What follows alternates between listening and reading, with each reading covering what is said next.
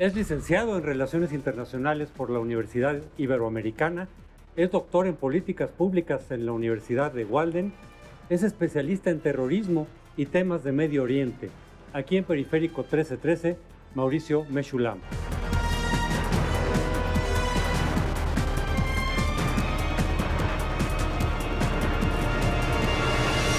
Mauricio, el terrorismo es un tema que está en boga ahorita, desafortunadamente, en el mundo.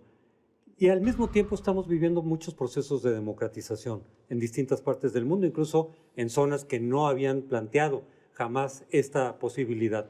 ¿Qué tanto el terrorismo es un obstáculo y por qué? ¿Cómo las democracias pueden realmente enfrentar de manera eficaz este fenómeno, el terrorismo? Mira, ahora que lo vengo pensando, en realidad es un proceso circular. El terrorismo, sin duda, va a ser un obstáculo, de acuerdo a toda la investigación, en la medida en que se genera un proceso de pánico masivo, miedo colectivo. Naturalmente, las sociedades tienden a sentirse vulnerables. Cuando se sienten vulnerables, lo primero que van a buscar es proteger su seguridad a costa de lo que sea. Está demostrado que la gente está dispuesta a sacrificar sus libertades cuando de su seguridad se trata. Entonces, si perciben que en aras de proteger su seguridad pueden sacrificar libertades, no les importa apoyar figuras autoritarias o medidas poco tolerantes o restricciones diversas a cuestiones, por ejemplo, migratorias o restricciones a derechos humanos. O sea, empiezan a decir derechos humanos, pues no es lo que a mí me importa en este momento. Entonces, naturalmente, el terrorismo tiene un impacto negativo en procesos democráticos en general. Sin embargo, y aquí va el círculo de vuelta, cuando lamentablemente se empieza a generar marginación o exclusión económica y o política y o social y o religiosa, eso a la vez alimenta la radicalización de ciertos actores y entonces tienes el círculo de vuelta. Se genera otra vez ataques terroristas que a su vez, y así es como los extremos se van alimentando. Ahora, tú estás hablando del impacto del terrorismo sobre sociedades democráticas en Europa Occidental. Ahorita hablamos del impacto sobre las sociedades de Medio Oriente, pero a mí me llamó mucho la atención el ataque terrorista de París, que fue lanzada contra una sociedad democrática, plural, diversa, multicultural, que justamente es el tipo de sociedad que abre los brazos al mundo musulmán, o al menos es menos cerrada que otras sociedades. Y justamente en el corazón de París, de esa sociedad que fundó los derechos humanos, se da este ataque. Es como si los radicales dijeran: no nos gusta nada, ni siquiera la democracia que teóricamente es más diversa. Mira, está demostrado que los terroristas encuentran su mayor caldo de cultivo en las comunidades marginales, en sitios como las prisiones, que se consideran o se van a autopercibir como marginadas de esa serie de oportunidades que supuestamente las sociedades europeas ofrecen a la mayor parte de sus ciudadanos. Hay que entender que quien perpetra los actos terroristas o quien da ese paso de radicalización es un puñado de personas. O sea, estás hablando de decenas de personas, no es más, de pronto miles de personas, pero ya hablando de toda Europa, que simplemente consideran que la única vía para conseguir sus fines o para trascender o para dar sentido a su vida es ese acto violento. Pero lo que sí es un hecho es que la gran mayoría de ellos van a ser sociedades que se autoperciben como no integradas. Entonces, si bien sí es cierto que las sociedades occidentales pues abren las puertas, en realidad no van a abrir las puertas del todo. O sea, sí hay secciones, sí hay sectores de esas sociedades que se van a autopercibir como marginados. Y esa es la parte donde tienen que trabajar las sociedades europeas. En realidad, el mayor combate al terrorismo está precisamente en esas zonas particulares. En las zonas marginales. En los países desarrollados. Exacto. Todos esos sectores que se autoperciben como no con las mismas oportunidades, no con la misma posibilidad de integrarse al resto de la sociedad. O sea, entonces es un terrorismo diferente a otros que surgieron en países como Afganistán, como Al-Qaeda, que Exacto. surge en el Nada corazón de más. la democracia liberal. Le estás dando al clavo porque es exactamente lo que revela el último reporte del Índice Global de Terrorismo. Son terrorismos distintos, sin duda. Pero digo, no me he dado cuenta de esto que acabas de decir. Es un enemigo imposible de vencer porque está dentro de tu casa ya, no está enfrente. Es cierto. Y de hecho son nacionales, ¿no es cierto? Los propios países. Son nacionales franceses. y entonces no es un tema de migración. Así es. Eso significa que son las propias sociedades las que están dando nacimiento. Claro, hoy se llaman Estado Islámico, pero también se podrían llamar Al-Qaeda o se podrían llamar de otra forma. O sea, si tú no combates la enfermedad que es producto de esta exclusión o de esta marginación percibida, entonces la enfermedad continúa en las sociedades occidentales, distinto de los otros países donde, por cierto, se da el 80% de ataques terroristas, Afganistán, Irak y demás. De acuerdo con el Instituto para la Economía y la Paz, la violencia y los conflictos políticos son los dos factores que están más estrechamente vinculados al terrorismo. Entre 1989 y 2014, 92% de todos los ataques terroristas ocurrieron en países donde la violencia política financiada por el Estado era generalizada. En los países desarrollados, los factores socioeconómicos, como la falta de oportunidades y la baja cohesión social, están considerablemente vinculados al terrorismo. Mientras que en los países menos desarrollados, los conflictos internos, cualquier forma de terror político y la corrupción son las variables dominantes. Mauricio, hace algunos años estábamos celebrando la primavera árabe como si fuera el cambio de paradigma de esas sociedades y hoy vemos que Medio Oriente está en una zona de conflicto. Alguien habló de la Tercera Guerra Mundial y resurgió que eso no ha cambiado mucho. ¿Cómo se compara esa primavera árabe con lo que estamos viendo ahí? Danos una radiografía de la zona. Mira, eso que se pensó que era finalmente el acceso a libertades y derechos por parte de la mayor parte de las sociedades de esa región, en realidad lo que se convierte es en un proceso de elementos de desestabilización y de potenciales riesgos que tienen características muy distintas dependiendo del país. Te puedo hablar, por ejemplo, claro, tienes el caso de Túnez, por cierto, que es un caso muy interesante donde una sociedad finalmente sí logra transitar hacia un proceso democrático. Ahí podrías decir el caso de éxito. Aún ahí hay ataques terroristas, pero sin duda es un caso de éxito en términos de democratización, que vale la pena además estudiar, es bien interesante. Pero fuera de Túnez tienes, por ejemplo, el caso de Egipto. Egipto lo que sucede es que hay una restauración del antiguo régimen.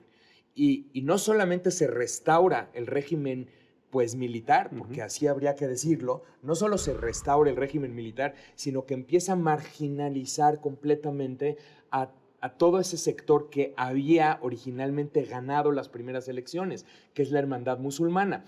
Si bien en parte esa hermandad musulmana no supo utilizar el poder para tratar de generar una inclusión del resto de la sociedad y por lo tanto fue percibida como un elemento, un actor negativo, la realidad es que la respuesta que viene y da el antiguo régimen es primero un golpe de Estado en contra de Morsi, posteriormente la declara ilegal, aprende a la gran mayoría de líderes, aprende al propio presidente Morsi, la declara grupo terrorista y la prohíbe completamente, y entonces vas a tener a esos islamistas moderados como completamente marginados o fracasados, porque entonces vienen los radicales y dicen, pues no se puede. Este es un elemento muy importante porque no es solamente el terrorismo, sino ya un factor religioso, pero de grupos radicales que efectivamente parecería que estuvieran en contra de la democracia como tal, por verla ajena o porque insisten en que la religión se debe imponer sobre la vida social para regular las leyes, y esto es un factor que no cuaja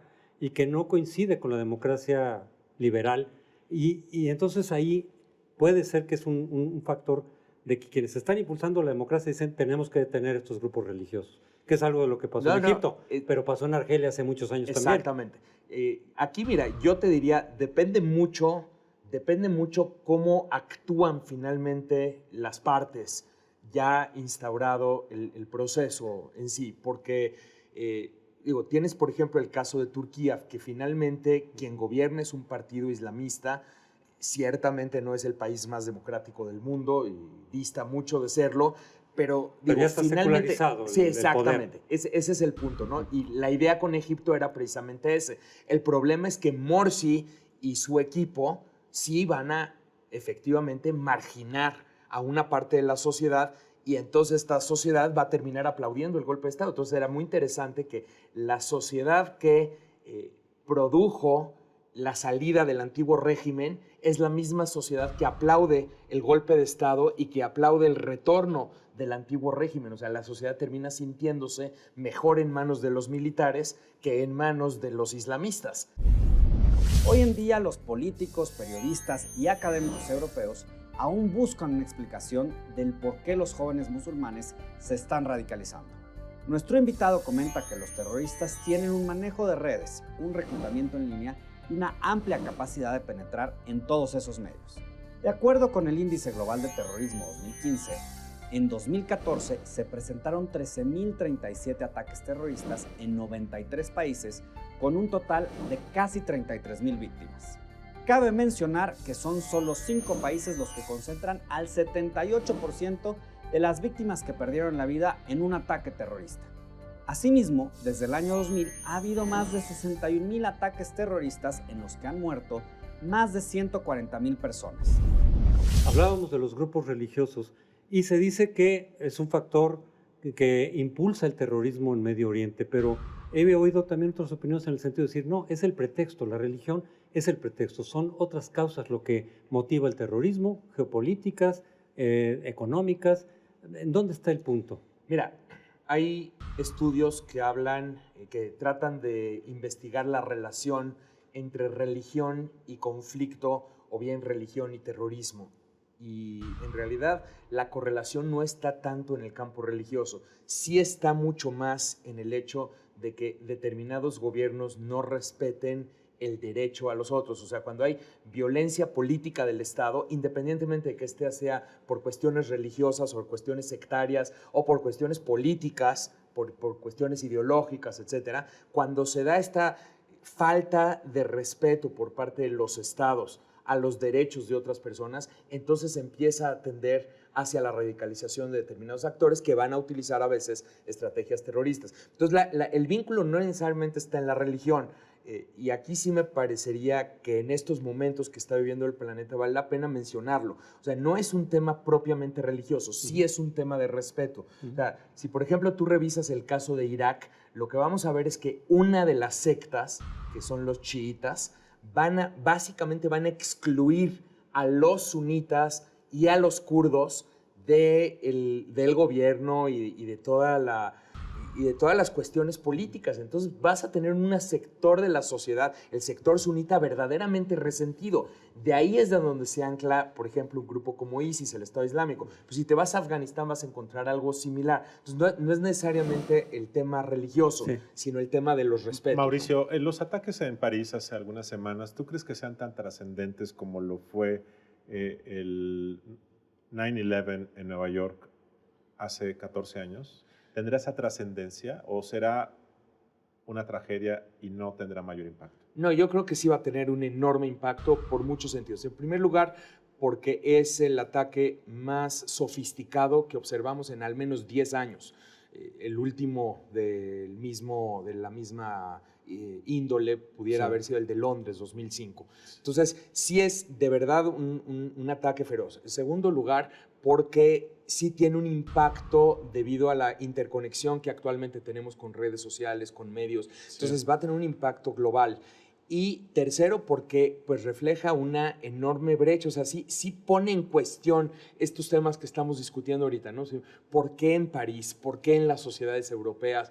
¿Por qué precisamente donde supuestamente se están abriendo las puertas a los migrantes y demás? Y creo que sí tiene una relevancia, tal vez no igual que los ataques del 11 de septiembre, pero sí probablemente un impacto muy, muy relevante. Mauricio, pues este tema es muy importante. A mí me parece que el tema del terrorismo y la democracia es fundamental. Hace muchos años Occidente nos dijo que la democracia iba a traer paz a todos los países y buenas relaciones internacionales. La verdad es que no tiene mucho que ver. La democracia no va a pegar en Medio Oriente finalmente porque no son sociedades abiertas. Los mapas geográficos están trazados por base en intereses geopolíticos. Así es que a mí me parece que más que poner en desafío la democracia, lo que el terrorismo pone en desafío es a la civilización. Y ese sí me parece que es algo muy preocupante. Te agradecemos mucho que nos hayas acompañado, Mauricio. Muy buenas noches. Hasta luego.